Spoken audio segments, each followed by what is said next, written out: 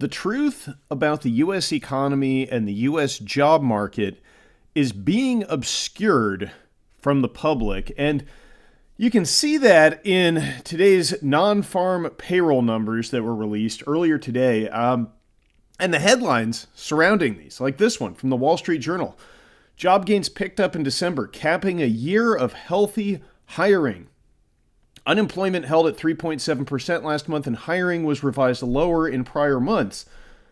This report goes on to say the U.S. economy added 216,000 jobs last month, with most industries increasing employment. The Labor Department reported Friday that was larger than November's gain of 173,000 and a better than forecasters were expecting.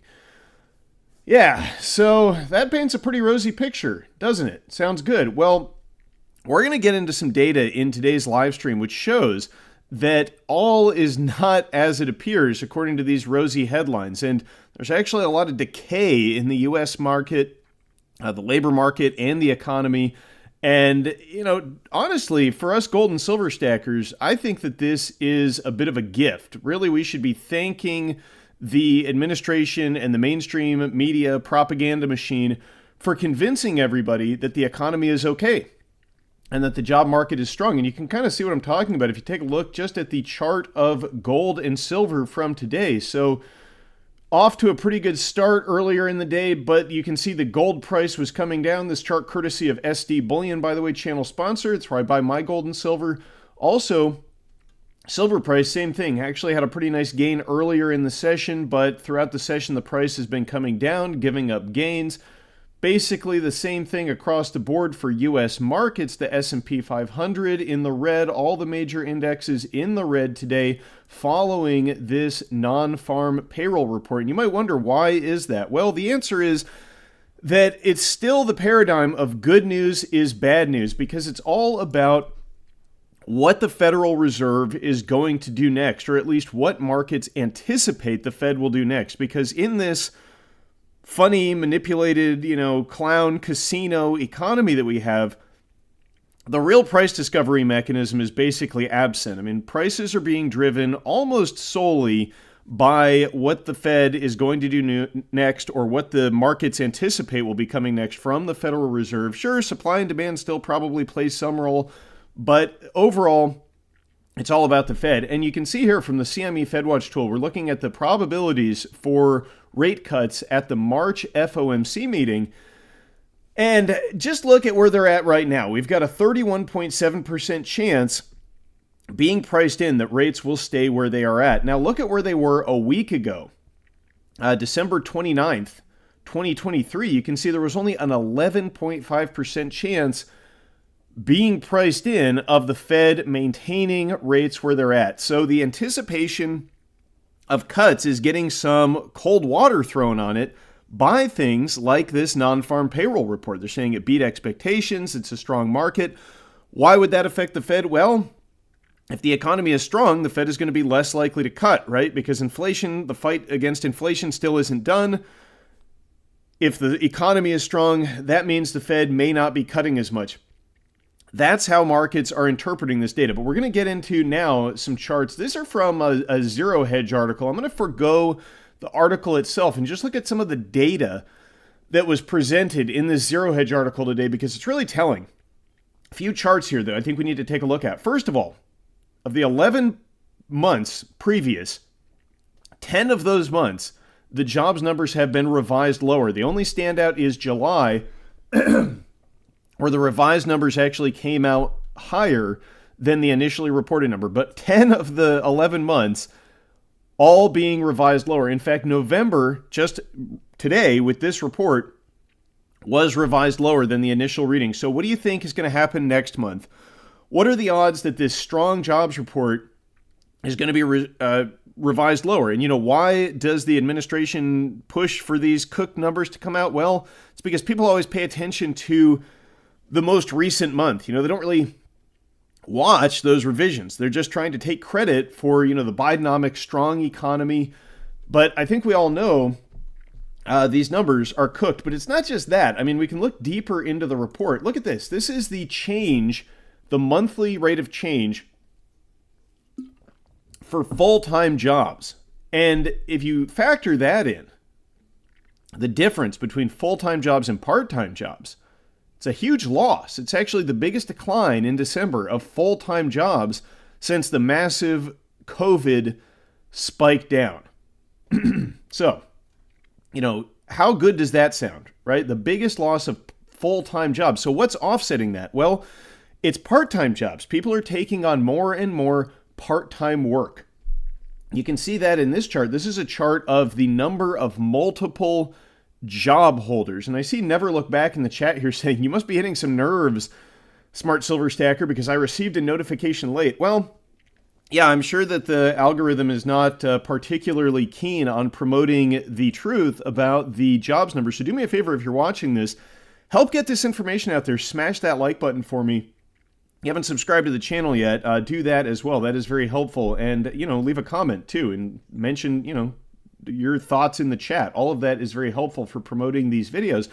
But listen, the number of multiple job holders now at a record high. Does that sound like a strong economy to you?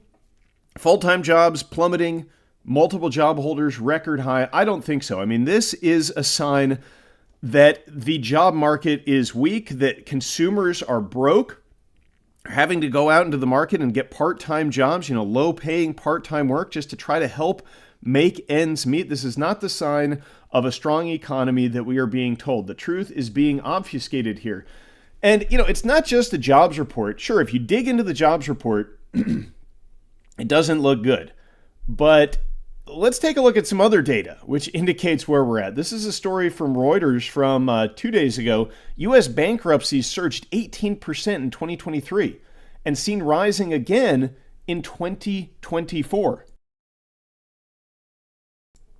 That is not the sign of a strong economy. In fact, I think it is the sign of economy near the breaking point. And keep in mind, this is an election year, so they're going to do their best to paint a rosy picture of the economy, to stave off the need for money printing. But money printing is coming because when things really start to fall apart, they're going to choose to print money to ease, to cut rates, to return to quantitative easing, anything they have to do to keep the wheels on the cart until the election. So keep that in mind. Now, U.S. bankruptcy filings surged by 18% on the back of higher interest rates, tougher lending standards, and the continued runoff of pandemic-era backstops. That was data that was published earlier this week. Now, I want to read a few lines from this story here because this all paints a pretty bad picture for the economy. We got commercial Chapter 11 business reorganization filings shot up by 72% year over year.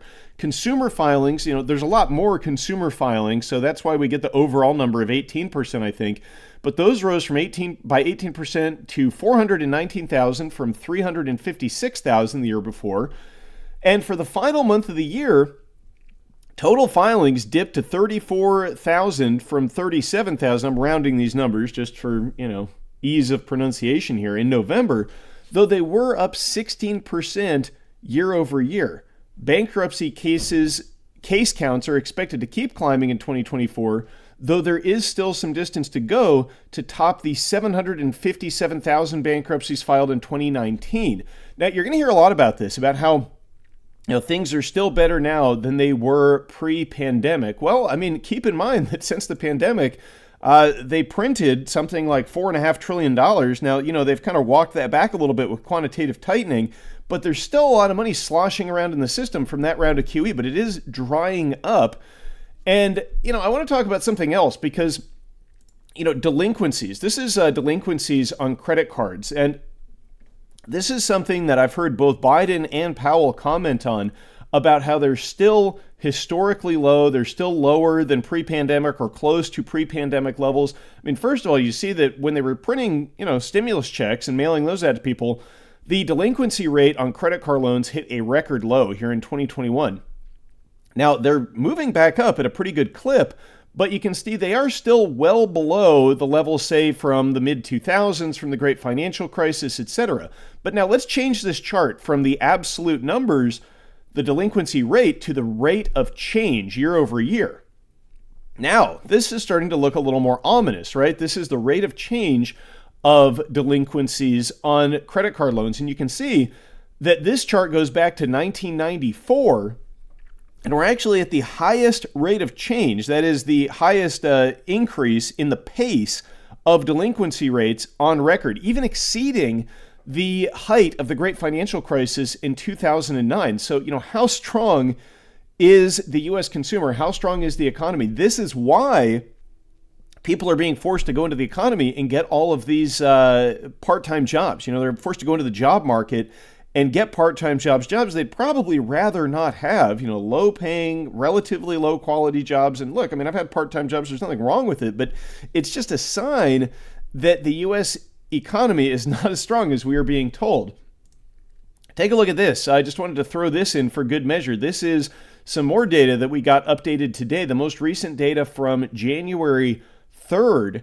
This is the utilization of the Bank Term Funding Program, the emergency lending facility for U.S. banking institutions that was established in March, which ostensibly is set to expire this March, now hitting once again a new record all-time high, $141 billion of loans. And so again, this is just another sign that the U.S. economy, we've got an insolvent banking system, we've got plunging full-time employment, we have got record high multiple job holders, and yet everybody's convinced that the Fed is less likely to begin printing in March, to begin cutting rates. Now, I don't know if they're going to cut rates in March. I don't know what's going to happen between now and then, but I do know sooner rather than later, the cracks are going to start to show in a very significant way. And when that happens, what will it be? Will it be another bank failing? Will it be, a surging cascade of defaults beginning at the consumer level or the business level? Will it be the interest on the national debt soaring? I don't know what factor is going to play in here, but there's going to be something that forces the Federal Reserve to begin printing again. And look, to the extent that consumers and investors are convinced that the Fed is going to avoid printing because of all of this rosy economic news. Again, it's good news for us stackers, because I think if people really understood what was coming, and look, this is what's coming, this right here. If people understood that, then they would be flocking into gold and silver. And that's why I'm still stacking. I'm still getting into hard assets. And I am anticipating that when the Fed really gets going with the money printing later this year, sometime this year, maybe in March, maybe later, probably before the election, almost certainly, the price of gold and silver is going to be having some big moves to the upside. So let me know what you think in the comments down below. Stay safe and happy stacking, everybody. Thanks for watching. Don't forget to smash that like button, and I will catch you next time. Smart Silver.